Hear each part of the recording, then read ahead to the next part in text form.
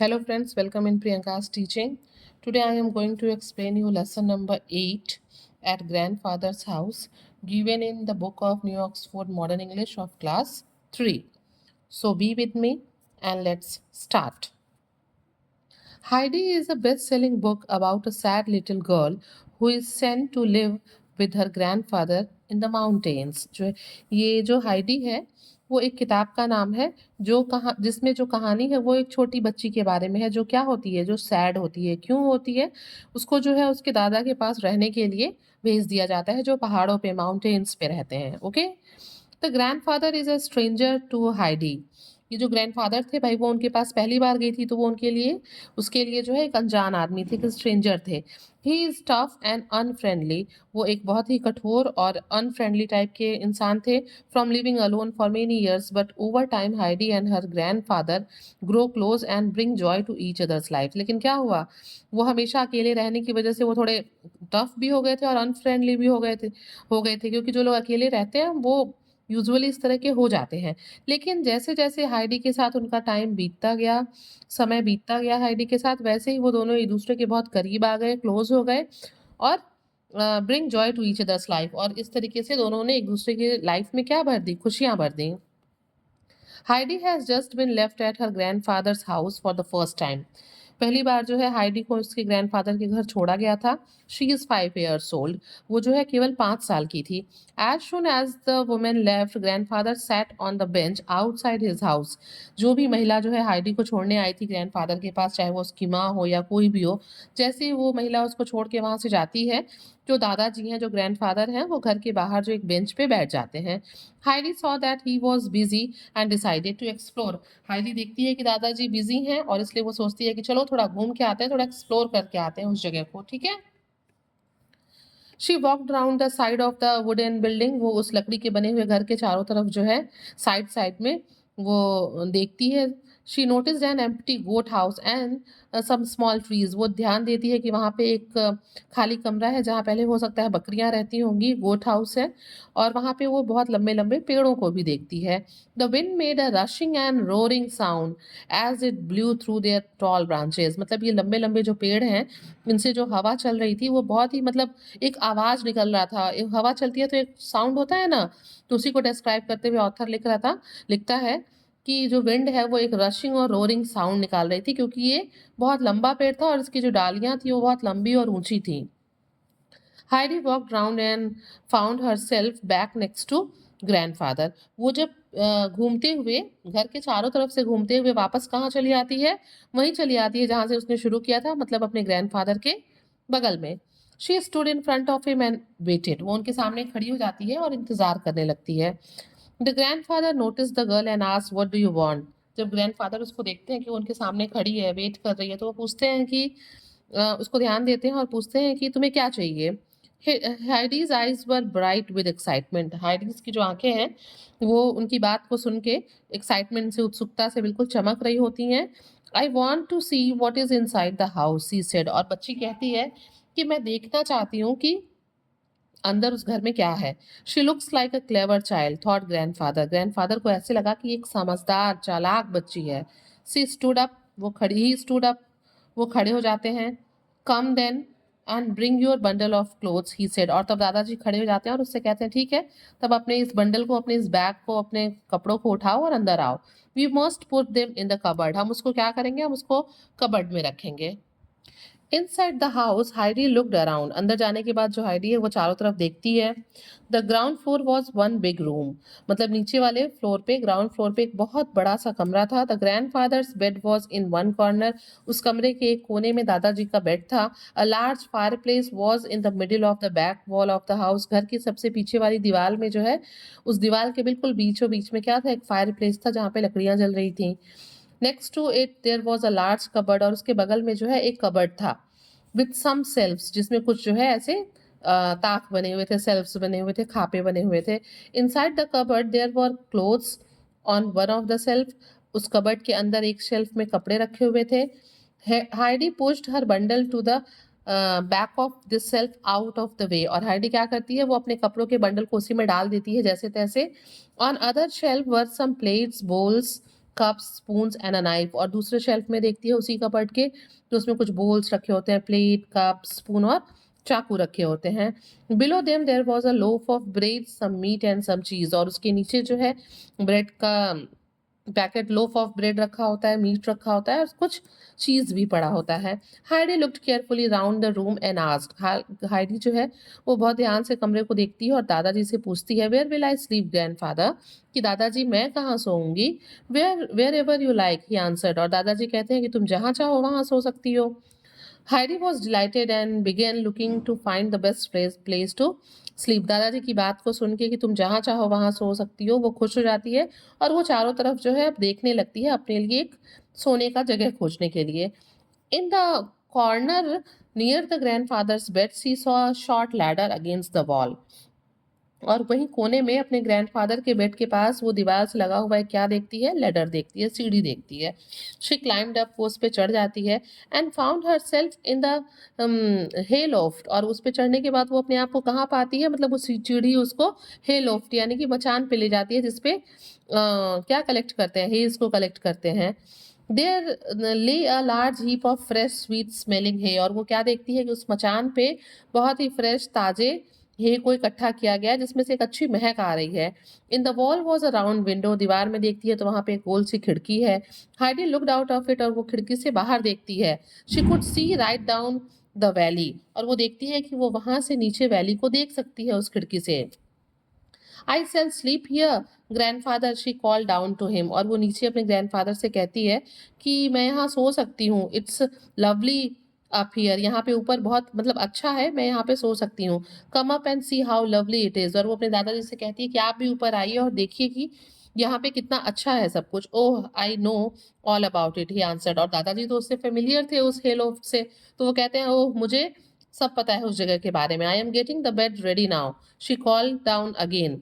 और दोबारा फिर वो नीचे अपने दादाजी से कहती है कि ठीक है, तब मैं अपने बिस्तर को यहाँ पे रेडी कर रही हूँ, but I will need a sheet. लेकिन वो कहती है कि लेकिन मुझे इसके लिए क्या चाहिए, एक शीट चाहिए, एक बेड शीट चाहिए इस पे बिछाने के लिए।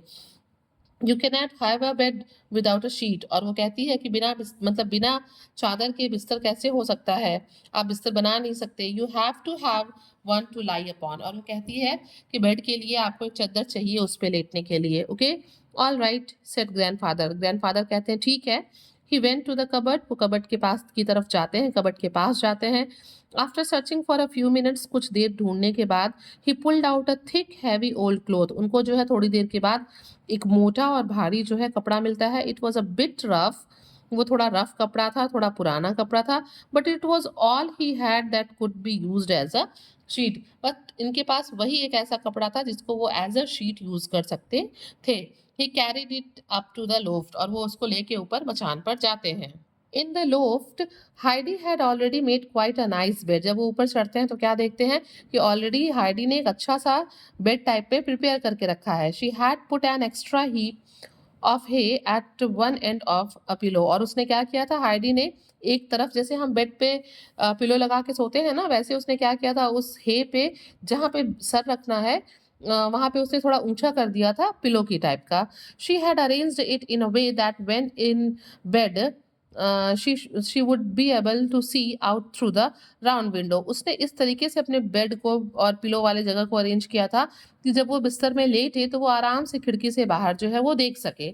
Well done said her grandfather, उसके दादाजी ने कहा कि बहुत अच्छा। Now we must put on the sheet, अब हम लोग को इस पे शीट जरूर बिछाना चाहिए, but wait a moment first, लेकिन थोड़ी देर वेट करो। वो कहते हैं हाइडी से थोड़ा वेट करो। And he went and fetched more hay to make the bed thicker.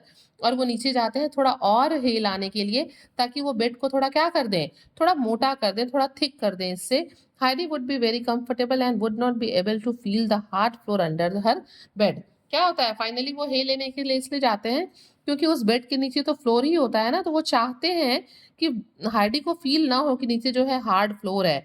इसलिए वो थोड़ा सा और जो है हे को लेने के लिए नीचे उतरते हैं, उसको और कंफर्टेबल बनाने के लिए। ठीक है।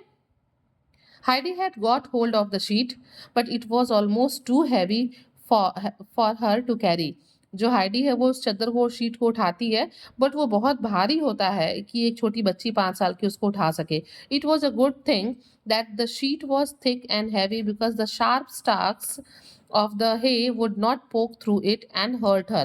मतलब वो भी सोचती है और दादाजी भी सोचते हैं कि ये जो शीट है ये मोटा है, ये अच्छी बात है, भारी है, ये अच्छी बात है। क्यों? क्योंकि नीचे तो hay है ना, कहीं उसके स्टेक्स जो है, उसके डंठल जो है, कहीं अगर वो हल्का होता तो उसमें घुस के और हाइडी को हर्ट करते, बट इसके थिक और हैवी होने की वजह से ऐसा नहीं होगा। The grandfather and Heidi work together to spread the sheet over the bed.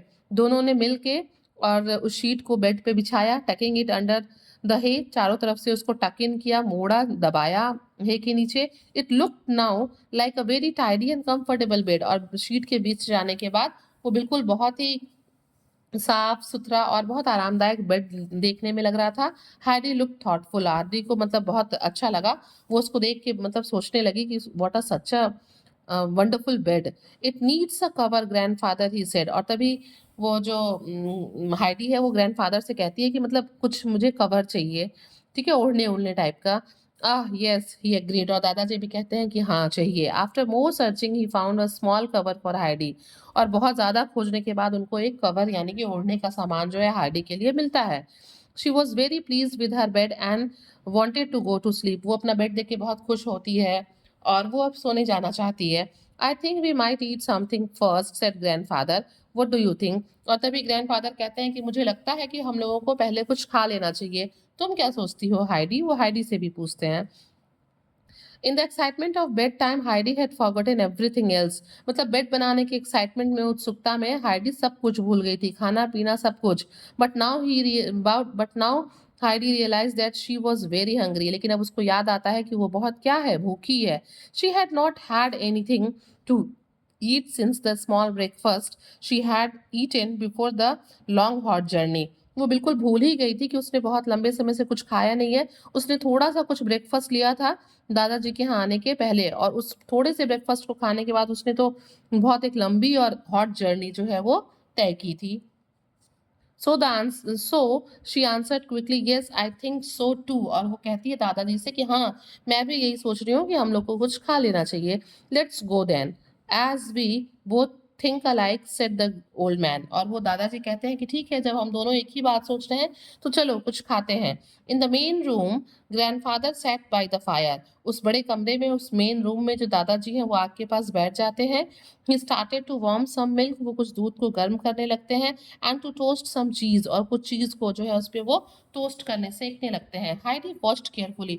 और इन चीजों को हाइडी बहुत ध्यान से देख रही होती है। Suddenly she jumped up and ran to the cupboard. और तभी अचानक वो कूद के और कबर्ड की तरफ जाती है दौड़ते हुए। शी स्टार्टेड गोइंग बिजली बैकवर्ड्स एंड फॉरवर्ड्स। और वो जो है कबर्ड को खोल के बहुत जल्दी से आगे पीछे कुछ करने में बिजी हो जाती है। When grandfather got up to put the cheese on the table, जब ग्रैंडफादर उस फायरप्लेस के पास से उठ के टेबल के पास आते हैं चीज को रखने के लिए, he saw it was tidily laid with the bread, two plates and the knife. और देखते हैं कि हार्डी ने टेबल पे बहुत अच्छे से ब्रेड को, साफ सुथरे तरीके से ब्रेड को, दो प्लेट्स को और नाइफ को रखा हुआ है। Heidi had remembered all that there was in the cupboard and she knew which things would be wanted for their मील।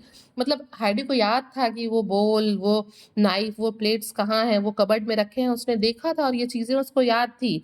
और उसे ये भी पता था कि चीज़ को जब ग्रैंडफादर को बेक वो करते हुए, रोज टोस्ट करते हुए देखा तो वो समझ गई कि उनको और किस चीज़ की ज़रूरत पड़ेगी। तो उसने पहले ही इन चीज़ों को क्या किया, टेबल पे लगा दिया। That's right said grandfather. और ग्रैंडफादर ने जब उस सीन को देखा तो कहा हाँ ये ठीक है। I am glad to see that you have some idea of your owns. और वो कहते हैं कि मुझे ये देख के खुशी हो रही है कि तुम ये सब खुद सोच सकती हो, ये तुम्हारा खुद का आइडिया है, तुम्हारे अंदर ये विचार अपने आप से आए।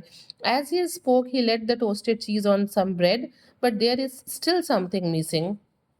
क्या हुआ, जब वो जो है टोस्ट को जो है ब्रेड पे रखते हैं तब भी लग रहा होता है कि अभी भी कुछ जो है वो मिसिंग है। हाइडी सोचती है व्हाट इज इट, कि क्या मिसिंग है। She looked at the jug of milk. और तभी वो उसका ध्यान जो है मिल्क की तरफ जाता है, जग की तरफ। Then she ran quickly back to the cupboard. फिर वो दोबारा वापस भाग के कबर्ड की तरफ जाती है and got the two bowls from it. और उसके अंदर से दो बोल्स लेके आती है। Good, very helpful. और दादाजी इस चीज को देख के और खुश होते हैं, कहते हैं हाँ कि मतलब ये जो है तुम जो लाई हो ये हम लोग के लिए हेल्पफुल होगा। Now where will you sit, तुम कहाँ बैठोगी Heidi? The grandfather was sitting on the only chair in the room, वो तो उस कुर्सी पे बैठ गए थे क्योंकि कमरे में सिर्फ एक कुर्सी थी, उस पे ग्रैंडफादर बैठ गए थे। तो वो उससे पूछते हैं कि तुम कहाँ बैठोगी?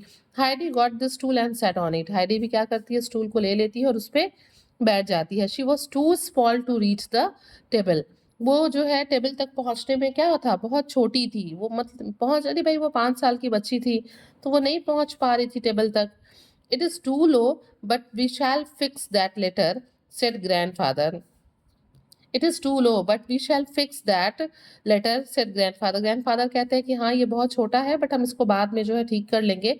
Now come along let's eat, चलो चलते हैं और खाते हैं। ही स्टूड अप, वो खड़े हो जाते हैं, and moved his chair in front of Heidi stool, और अपने चेयर को हाइडी के स्टूल के पास बढ़ा देते हैं। ही put a bowl of milk on the chair, और मतलब समझ लो कि वो हाइडी के लिए एक टेबल तैयार कर देते हैं, ठीक है। और वो जो मिल्क का बोल है उस चेयर पे रख देते हैं। Now Heidi had her own table, अब वो जो चेयर था वो हाइडी के लिए टेबल हो जाता है। Then he brought her a large slice of bread and piece of golden cheese and told her to eat, और फिर दादाजी जो है उसके लिए एक बड़ा सा स्लाइस ले आते हैं ब्रेड का, उस पे कुछ गोल्डन चीज रखते हैं और उससे कहते हैं कि खाओ।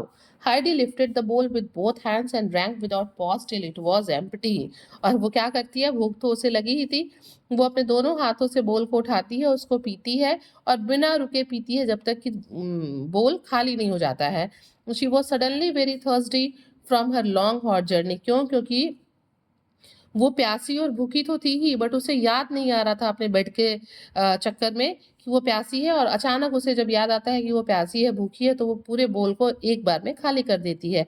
वॉज द मिल्क नाइस, आज द ग्रैंडफादर, उसके दादाजी उससे पूछते हैं कि क्या दूध अच्छा था? It's the best I have ever had, answer Heidi, और हाइडी कहती है कि हाँ ये आज तक का सबसे अच्छा दूध था।